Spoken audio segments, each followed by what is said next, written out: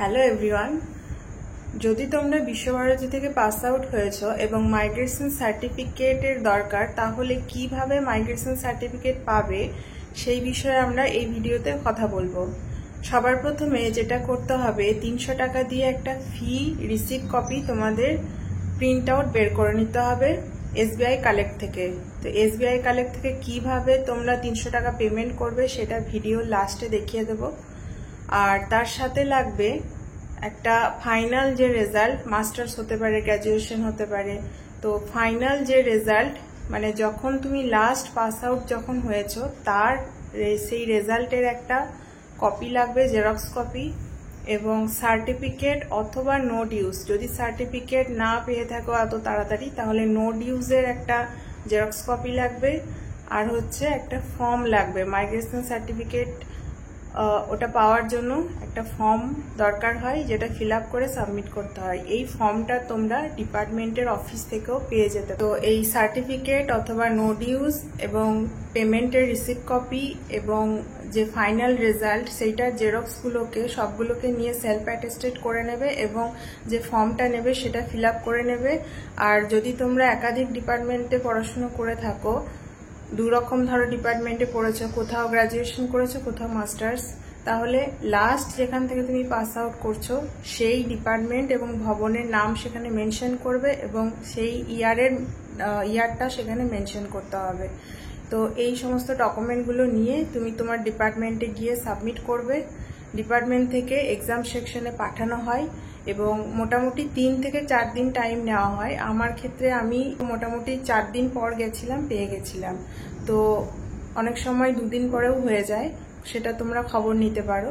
তো তোমরা এক্সাম সেকশনে গিয়ে এখানে একটা আইডি কার্ড, আধার কার্ড হতে পারে বা যে কোনো আইডি কার্ড, ছবি দেখালেও হবে, আইডি কার্ড নিয়ে তোমরা মাইগ্রেশন সার্টিফিকেটটা ওখান থেকে রিসিভ করে নিও। SBI কালেক্ট থেকে মাইগ্রেশনের জন্য ফি পেমেন্ট করার জন্য সবার প্রথমে SBI কালেক্ট বা স্টেট ব্যাংক কালেক্ট সার্চ করে প্রথমে যে অপশনটা আসবে সেখানে ক্লিক করবে এবং তারপরে এখানে চুজ করবে এডুকেশনাল ইনস্টিটিউশন। এডুকেশনাল ইনস্টিটিউশনের পরে এখানে চুজ করবে বিশ্বভারতী এবং তার সাথে বিশ্বভারতী যদি তোমার ইনস্টিটিউশন সার্চ করে না পাচ্ছ, তাহলে তোমরা এখানে স্টেট সার্চ করেও কিন্তু খুঁজে পেতে পারো। দেখবে বিশ্বভারতী ইউনিভার্সিটি এসে গেছে, এখানে ক্লিক করবে।